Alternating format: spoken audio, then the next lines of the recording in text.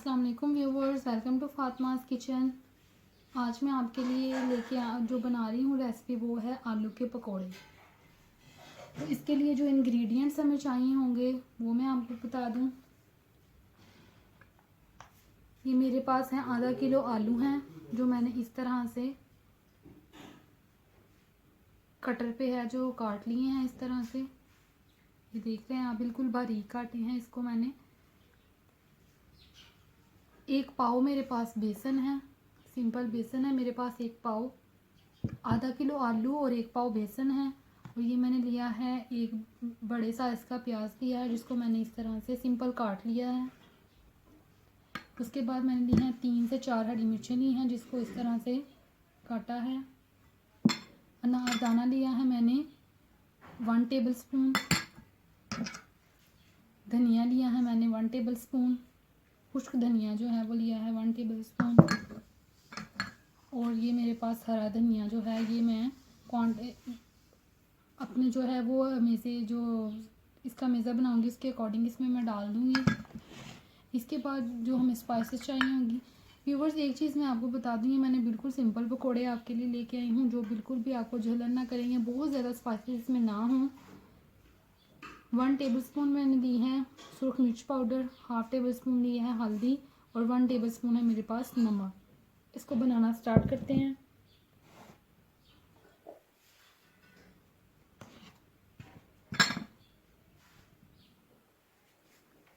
ये एक बाउल लिया है मैंने, इसमें मैं डालूंगी बेसन।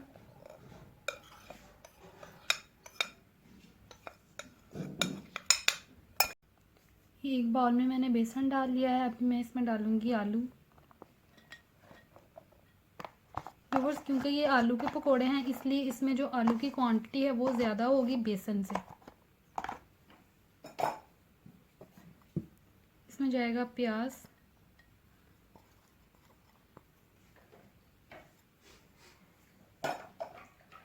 और इसको पहले अच्छी तरह से हाथ से मिक्स कर लेंगे बेसन और आलू को, क्योंकि आलू में भी पानी होता है और बेसन में भी। तो हम जो है वो वैसे जो सिंपल पानी है उसको थोड़ा सा अवॉइड करेंगे। पहले हम इनको अच्छी तरह से मिक्स कर लेंगे। अगर हमें पानी की ज़रूरत पड़ी तो हम ज़रूर इस्तेमाल करेंगे।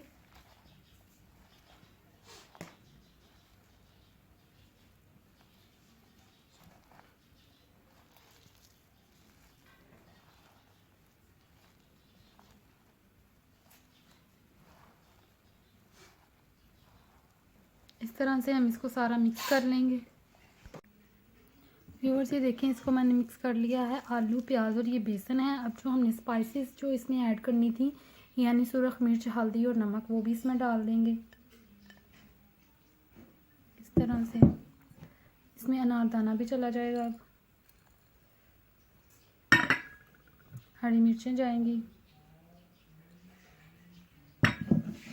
खुश्क धनिया जाएगा और इसमें हरा धनिया जाएगा। थोड़ा सा इसमें हरा धनिया। अभी मैंने इसमें पानी बिल्कुल भी ऐड नहीं किया, हम सारी चीज़ों को मिक्स कर लेंगे।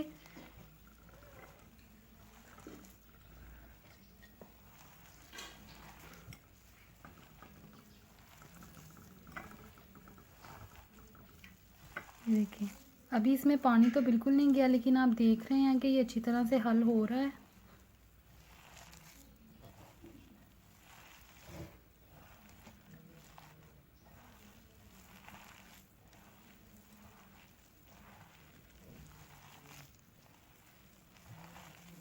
हल्का सा हम अब इसमें पानी का छींटा लगाएंगे। बहुत ज़्यादा पानी इसमें ऐड नहीं होगा क्योंकि ये आलू के पकोड़े हैं तो इसमें पानी ज़्यादा ऐड नहीं होता। सिंपल है, बिल्कुल सिंपल सी रेसिपी है। ये देखें, 1 मिनट इसमें टेबल स्पून जो है वो पानी ऐड किया है।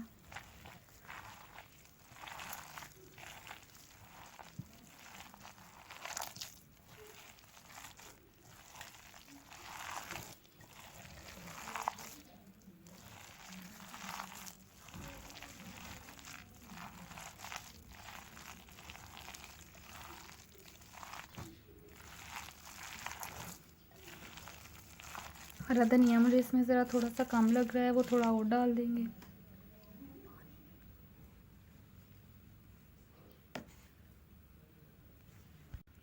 व्यूअर्स, जैसा कि आपने देखा कि मैंने इसका जो ये मेज़ा बनाया है वो मैंने पानी के साथ बिल्कुल भी नहीं बनाया।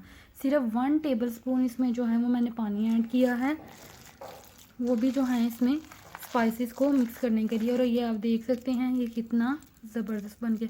क्योंकि व्यूअर्स ये आलू के पकोड़े हैं, इसलिए जब आप आलू को धोते हैं तो उसमें भी पानी होता है और जो प्याज हैं उसमें तो ऑलरेडी पानी होता ही है।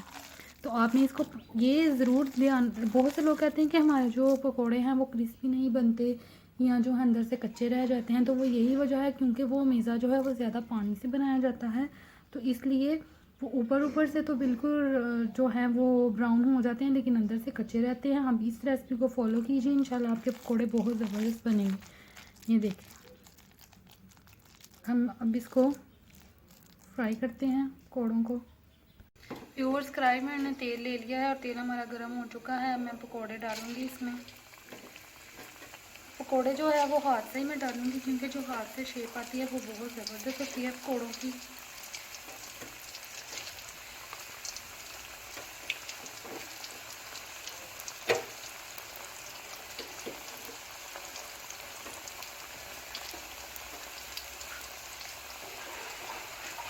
इसमें मैंने चम्मच या इस तरह की कोई चीज़ भी इस्तेमाल नहीं की, हाथ से बिल्कुल डाल रही हूँ।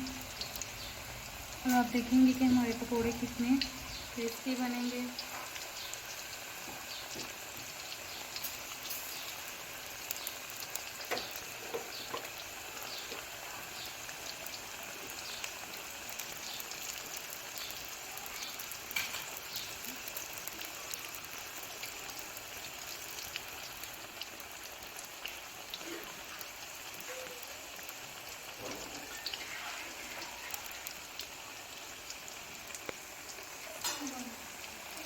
व्यूअर्स, एक चीज़ और आपने देखा होगा कि मैंने पकोड़ों में सोडा या बेकिंग पाउडर, बेकिंग सोडा या बेकिंग पाउडर कोई भी चीज़ इस्तेमाल नहीं की।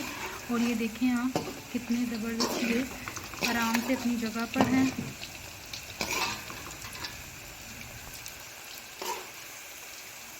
ये देखें,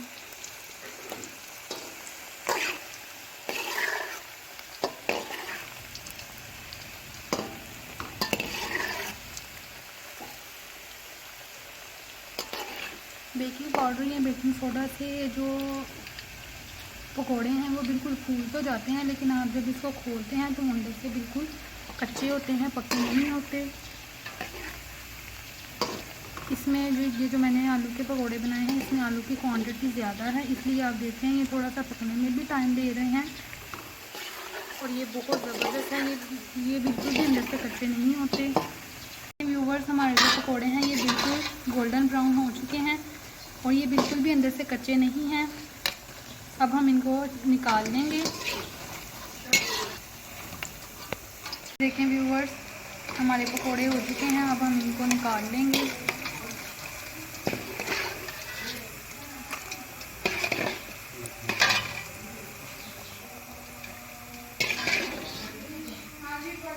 ये देखें हो चुके हैं। ये देखें व्यूवर्स, इसका कलर कितना ज़बरदस्त है। व्यूवर्स, जैसा कि आप देख रहे हैं हमारे ज़बरदस्त से पकोड़े तैयार हैं। इसमें इसके लिए मैंने टमाटो केचप के साथ भी सर्व कर सकते हैं आप, और आप दही वाली हरी चटनी के साथ भी इंशाल्लाह हरी चटनी बनाना मैं आपको सिखाऊंगी। इसमें मैंने बिल्कुल सिंपल दही में हरी चटनी जो है वो ऐड की है और ये इस तरह से बना ली है। आप इसके साथ भी सर्व कर सकते हैं और टमाटो केचप के साथ भी आप कर सकते हैं। और ये देखें, ये बिल्कुल क्रिस्पी से हमारे पकोड़े तैयार हैं, ये अंदर से भी बिल्कुल कच्चे नहीं हैं। व्यूवर्स, एक चीज़ इसमें मैंने फिर मैं आपको कहूँगी कि मैंने इसमें बेकिंग सोडा या बेकिंग पाउडर बिल्कुल भी ऐड नहीं किया। और ये देखें, ये हमारे पकोड़े ज़बरदस्त से तैयार हैं। इंशाल्लाह एक नई वीडियो के साथ आपको मिलेंगे। खुदा हाफिज़।